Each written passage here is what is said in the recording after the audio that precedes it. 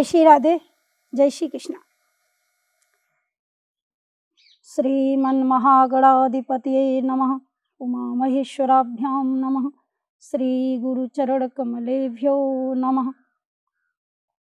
ओम श्री परमात्मने नमः। देखिए, आज मैं सुबह सुबह जब भगवान देवादिदेव महादेव भगवान शंकर जी की पूजा अर्चना जब कर रही थी, तो प्रातःकाल की वेला में मैं रामचरितमानस का नित्य पाठ करती हूँ। तो आज जब मैं रामचरितमानस का पाठ कर रही थी, तो बहुत सुंदर प्रसंग मैंने भगवान देवादिदेव महादेव भगवान शिव को, हनुमान जी को सुनाया। तो मुझे लगा कि मैं अपने सभी भक्तों को आज इसी प्रसंग के बारे में कुछ चर्चा करूं। अरण्य कांड का प्रारंभ हो रहा था, जहां पर भगवान श्री राम का वर्णन तुलसीदास जी ने कुछ श्लोकों में किया है। मूलम धर्म तरोर विवेक जलधे पूर्णेन्दुमानंददम वैराग्यम मुजभास्करम जगध्वान तापहम तापहम मोहम बोधरपूग पाठ नविधौ शंभवम शंकरम वंदे ब्रह्म कुलं कलंक शमनम श्री राम भूप्रियम। सांद्रानंद पयोद सौभग तनुम पीतांबरम सुंदरम पाड़ू बाड़सरासनम कटल सत्तूड़ीर भारंबरम राजीवायत लोचनम धृजटाजूटेन संशोभितम सीता लक्ष्मण संयुतम पथिगतम श्री रामाभिरामम भजे। तो प्रसंग बड़ा सुंदर था, जहाँ चित्रकूट में भगवान प्रभु श्री राम किशोरी जानकी जी के साथ में लक्ष्मण जी को लेकर निवास कर रहे हैं। वहाँ पर बड़ा सुंदर वर्णन किया है तुलसीदास जी ने। तो मुझे लगा कि आज मैं यही चर्चा आप सभी लोगों तक पहुँचाऊँ, जहाँ भगवान श्री राम ने अपने हाथों से पुष्प चुन करके सुंदर आभूषण बनाए पुष्पों के, और उन आभूषणों से किशोरी जानकी जी माता का श्रृंगार किया है। बहुत सुंदर भगवान श्री राम जानकी जी का श्रृंगार करते हैं, जैसा कि बाबा जी ने लिखा है श्री रामचरितमानस में।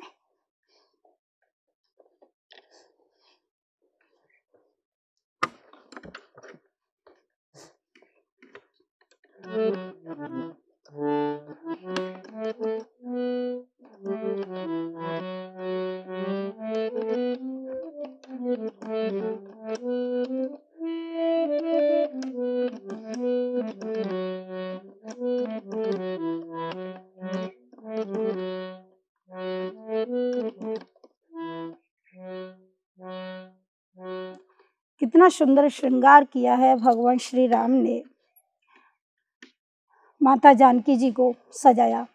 तो मुझे याद आया, जैसे कि कल करवा चतुर्थी थी, उसमें माताओं बहनों ने व्रत रखा होगा, बड़ी विधि से अपने पति का पूजन, पति के लिए व्रत किया, पति की शुभकामनाओं के लिए, पति की आयु वृद्धि के लिए, पति की सुख शांति के लिए, और मतलब बहुत सारी शुभकामनाओं के साथ अपने पति का व्रत और पति का पूजन, क्योंकि स्त्री के लिए पति ही परमेश्वर होता है। तो सभी ने व्रत किया होगा। तो मुझे लगा कि भगवान श्री राम आज जब ये श्रृंगार का समय आया, तो मैं शास्त्र के प्रमाण को लेकर बोल रही हूँ। जिस दिन भगवान श्री राम ने माता जानकी का श्रृंगार किया, उस दिन करवा चौथ थी, ऐसा वर्णन आया है शास्त्रों में। तो भगवान श्री राम ने जानकी जी को सजाया।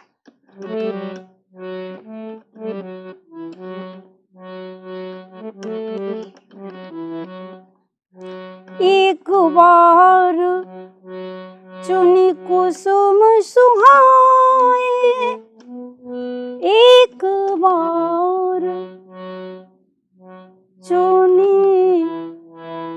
कुसुम सुहाए, एक बार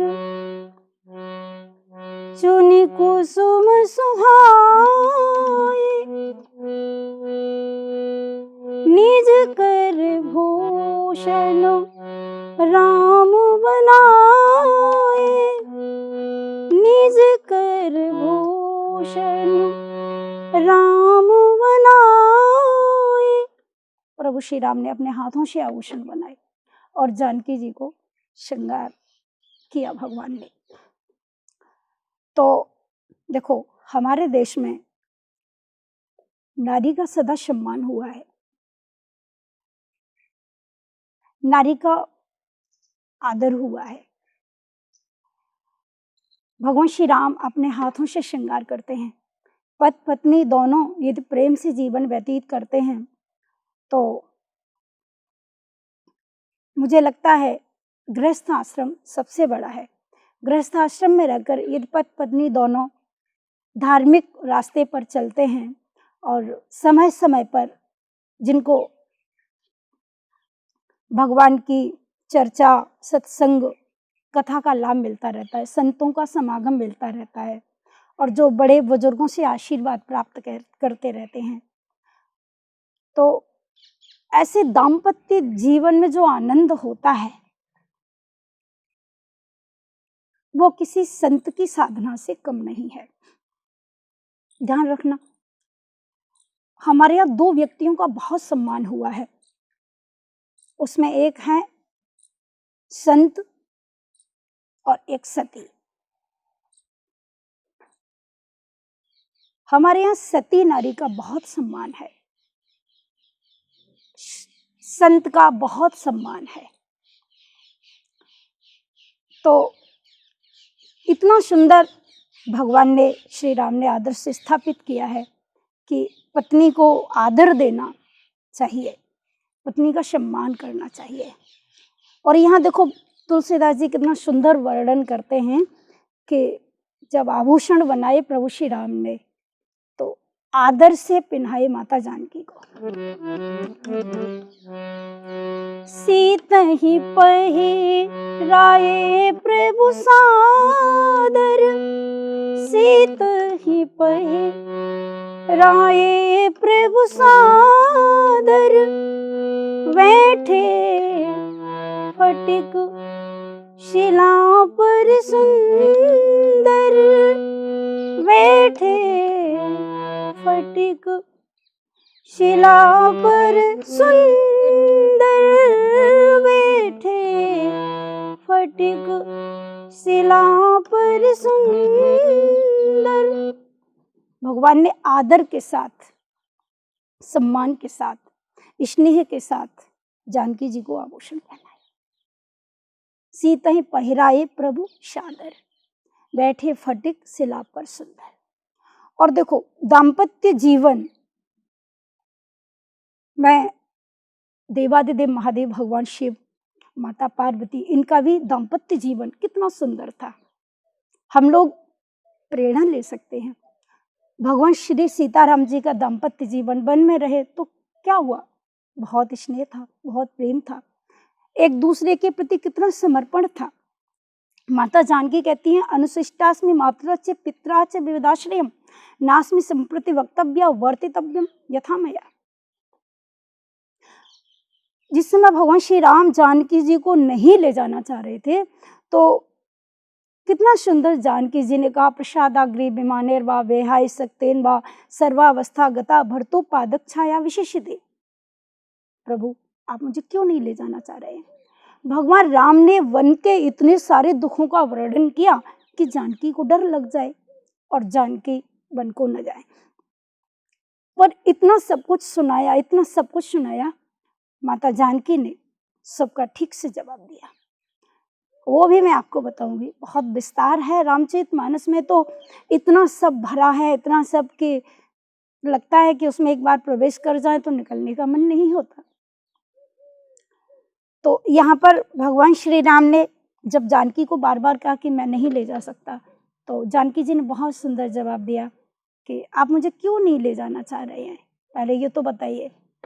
उसके बाद में माता जानकी ने कहा कि देखो प्रभु, जब कोई स्त्री किसी पुरुष का वरण कर लेती है, आपने मेरा पाणी ग्रहण किया है, मैं आपकी धर्म पत्नी बन चुकी हूँ, तो आप प्रसादाग्रे विमाने वा वेहाय सक्तेन वा सर्वावस्था गता वर्तो पादक्षाया विशिष्यते। पत्नी को बड़े बड़े जहाजों में घूमने की अपेक्षा, बड़ी बड़ी अट्टालिकाओं में रहने की अपेक्षा, स्वर्ग में रहने से भी ज्यादा सुख वहां है जहां पति के चरण है। और पति के चरणों में जो पत्नी को आनंद मिलता है, जो सुख मिलता है, वो स्वर्ग में भी नहीं मिलता। स्वर्गे पीछे विनावासो भविता यदि राघव, ना हम सक्या महाभाग निवर्तयितुम मद्दता। प्रभु, यदि आपके बिना मुझे स्वर्ग मिले ना, तो मुझे वह भी स्वीकार नहीं, मैं उसको भी स्वीकार नहीं करूंगी, मुझे वह भी नहीं चाहिए। तो ऐसे जानकी जी ने बहुत सुंदर भगवान राम से कहा। तब प्रभु श्री राम ले जाने के लिए तैयार हुए। तो यहां पर आदर हुआ है नारी का।